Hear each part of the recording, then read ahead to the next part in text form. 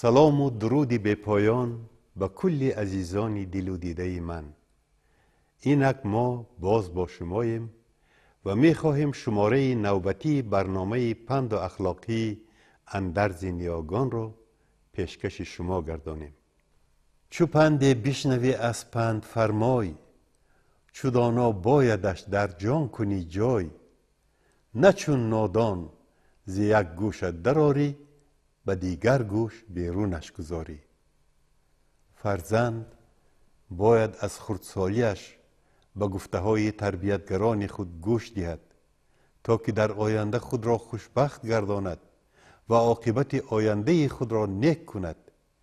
چطوری که بزرگان میگویند علم برهم دهنده زهر زندگی و نوربخش حیات است. اگر فرزندان آدمی هنوز در خردسالیشان به نصیحت و تعلیم و تربیه استادان و پدر و مادران خود گوش کنند، البته در آینده سزاوار نام نیک گشته شخصان بزرگ و پسندیده پدر و مادر و خلق و وطن می شوند. نیاگانمان می گویند پسر که چون پدر باشد ستایش را سزا باشد. ز دانایان بماند یادگاری، ولی نادان کشد صد جبر و خواری. که تا آخر عالم در زمانه، بماند نام نیک دایم نشانه. دعای خیر والدین برای فرزند بها ندارد و چیزی به آن برابر شده نمیتواند. ای فرزندان، حتی اگر پدر و مادر کافر باشند باید از خدمت و احسان آنان دور نباشد. پدر گر کافر و دیوانه باشد نباید در برت بیگانه باشد. هر آن فرزند که او عکس همین است، ز حیوانات عالم کمترین است. در نوشته ها آمده است از رحمت خدا دور باد کسی که با والدینش که در قید حیات باشند نتواند خدمت کند، نتواند راضیت آنها را جلب نماید و ایشان با ناراضگی از فرزند از دنیا بیروند. اکنون بیایید صحنه چه را تماشا میکنیم. خوب گوش کنید بچه جان. در وقت از راه گذشتن احتیاط کنید. میلش بچه جان، چراغ‌ها رو نگاه کنید. خب تو باشی بعد مشق روز به مکتب میروی. میلش بچه تو باشی دادرت رو از باغچه میگیری. حاضر من او رو برده در باغچه میمونم. میلش پدرتون پول داد؟ چند پولی داد؟ میلش خیر بچه جان، نفس روید، نفس خونید. خیر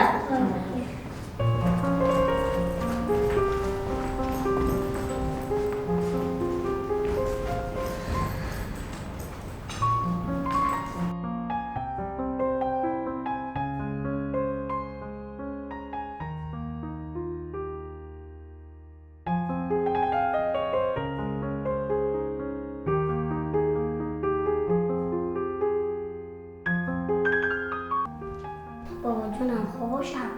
حاضر رفتم ببینیم.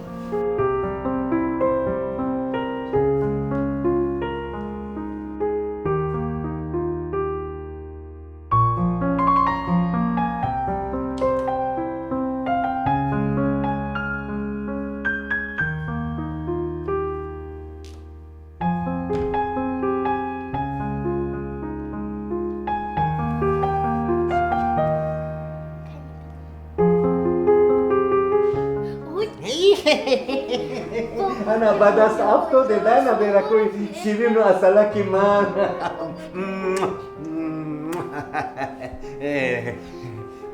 شما ما رو فریب کرده؟ خواب نبوده. جانکی باباش، اصلکی باباش. مکتب میروی؟ باغچه میروید؟ بسیار خوب، بسیار خوب.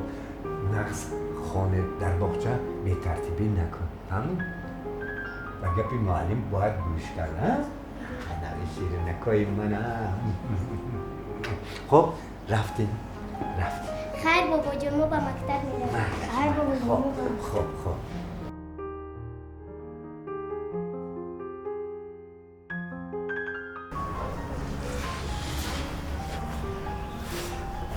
هیچ نمیفهمم. آخر دیروز خوب بود. امروز با او چی شده باشد نمیفهمم. هیچ نمیفهمم. زیبا جون، من تو رو میفهمم. تو به همه کارهای من دخالت میکنی، ایراد میگیری. این کارت خوب نه. بگذار این مسئله رو من خودم حل کنم.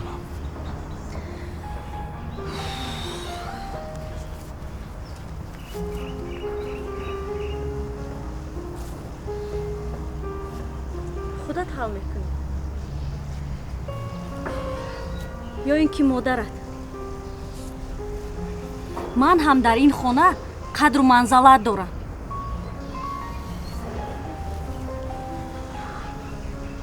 من میفهمم قدر و منزلت تو رو. زیبا جان، تو از حد نگذران. میدونی هر چیزی که دلم خواهد همون رو میکنم. اما برای پدر و مادر، برای فرزند، برای زندگیمون و البته برای تو عزیزم.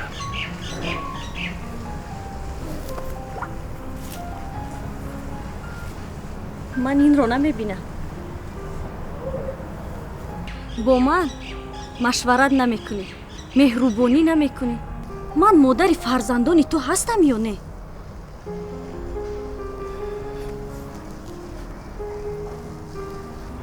در زندگی همدیگر رو فهمیدن خوب است.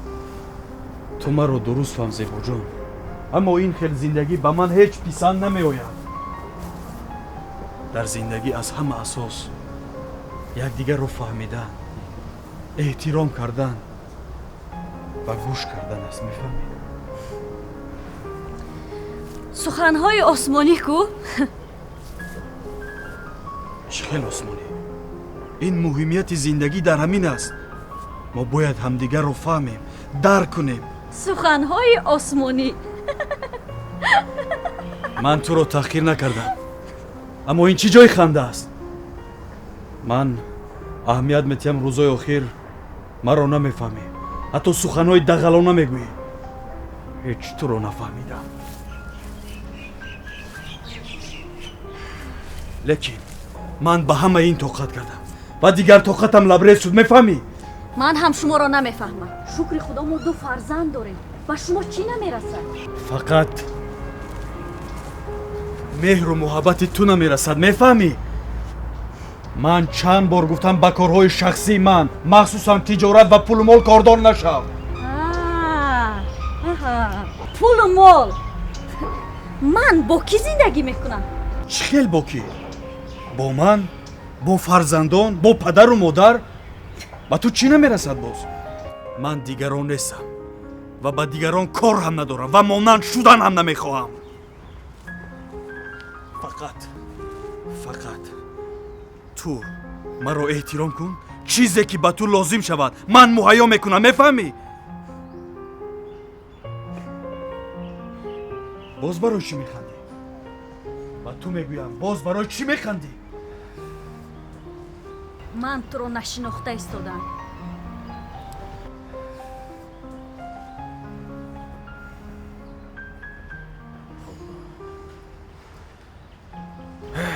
توبه.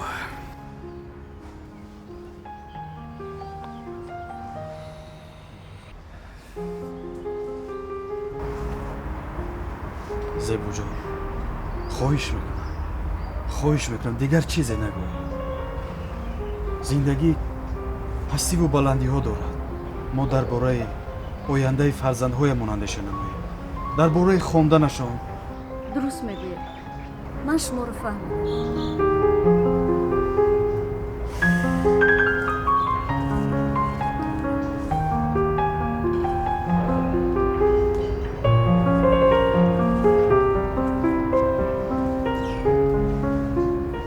کرامت جان، مرا ببخشید. ما باید آینده فرزندانمون رو فکر کنیم. میدونید من یک مکتب خیلی خوب یافتم. اونها رو برده آنجا میگذاریم. چی میگوی؟ انا این گپی دیگر زیبا جان حرمت پدر و مادر رو هم بجا بیار. فکر درباره آینده کودکان بسیار به من مخور شد. زیبا جان من دیر کرده ایستادم با کار باید روم. خب مایل.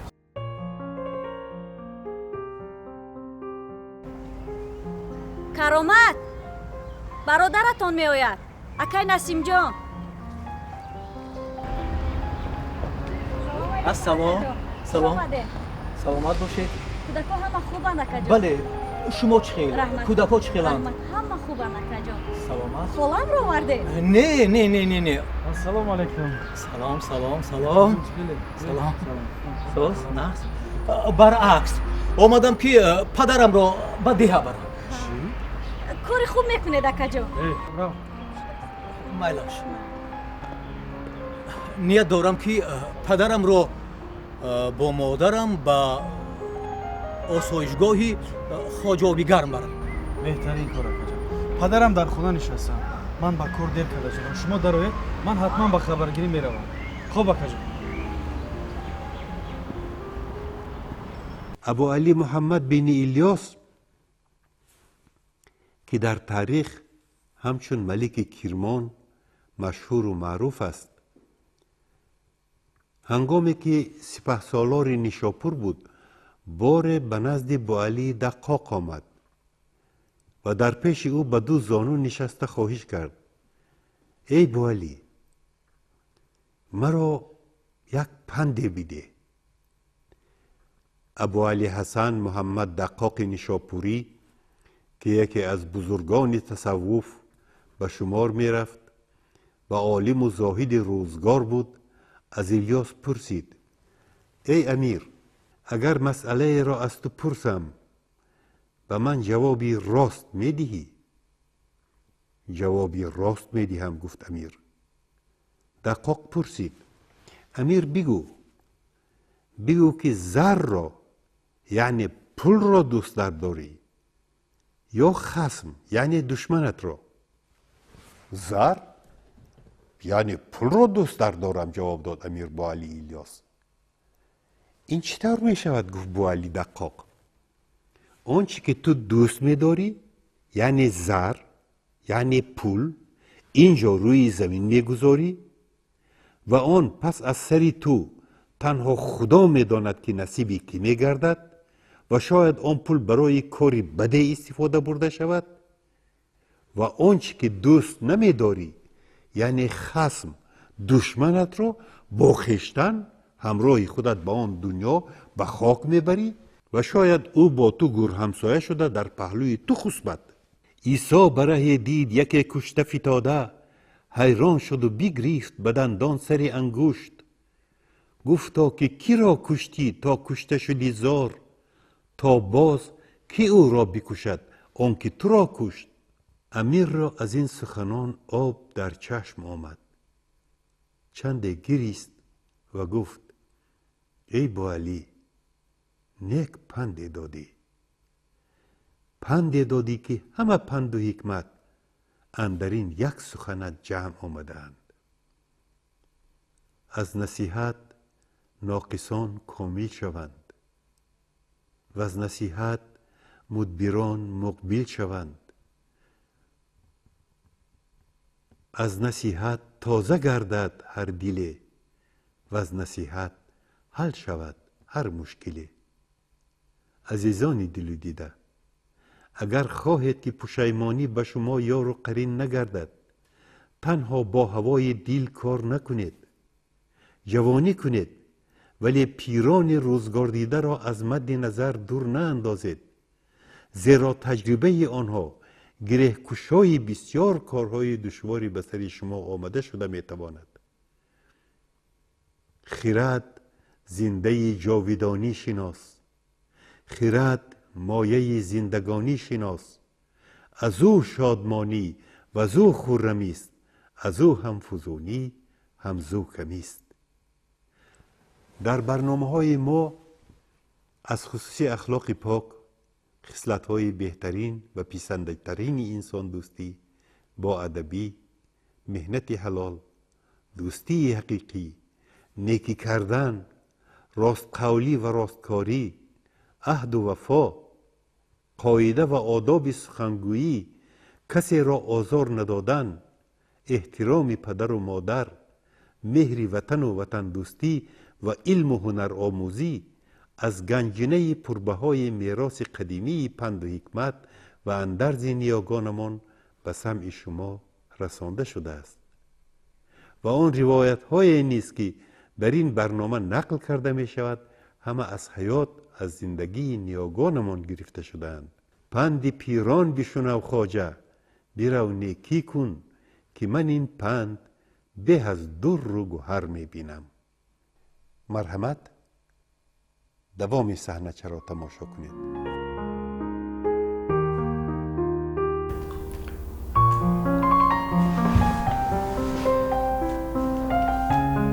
خوبم برده مانده است. خوبی غفلت.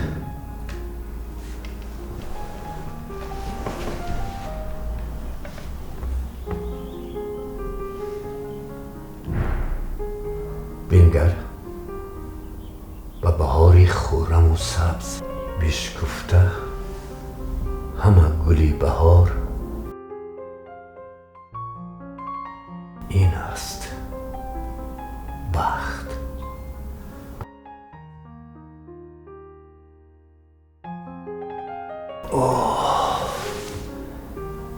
گفتا که همین است مرا حاصل عمر.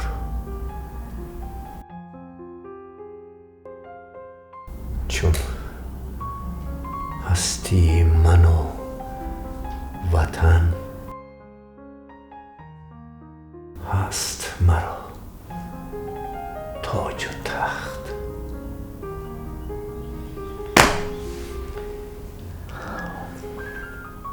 ای آدمی، تو چی موجودی هستی که با این همه عقل و ادراک عزیزانت را فراموش می‌سازی؟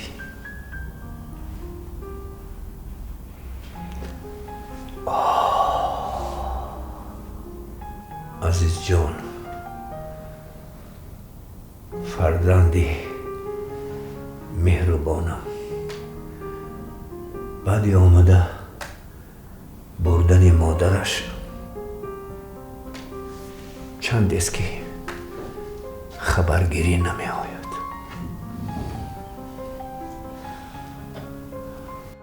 السلام علیکم پدر جان. و علیکم السلام عزیز جان. خوب کردی اومدی. سلام.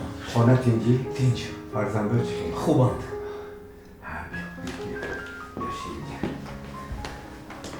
مادرت را آوردی؟ نه، من برای دیگر چه آمدم پدر جان. کارات خوب؟ بله. خبر هست؟ بله پدر جان. هر کی به یادی پدر یک لحظه باشد غافل است. هر کی با یادی پدر باشد مرادش حاصل است. هر کی غافل ماند از یادش نیابد آب و رو.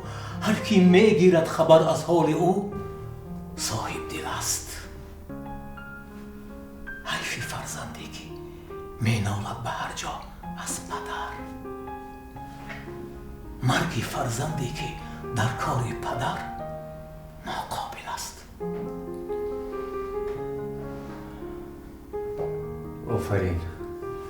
آفرین عزیز جان. خوش آمدی. سلامت باشید پدر. من برای دیگر چیز آمدم پدر جان. گوش میکنم.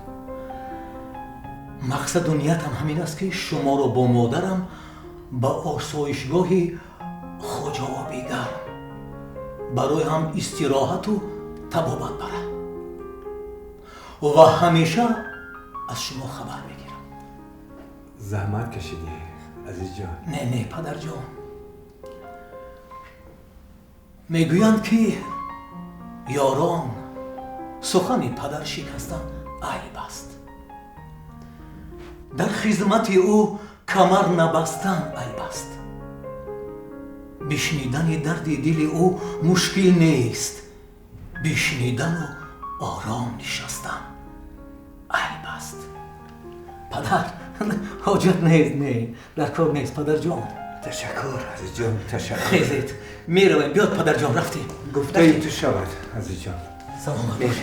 بیاید پدر جان، رفتیم پدر. رفتیم. مرحمت.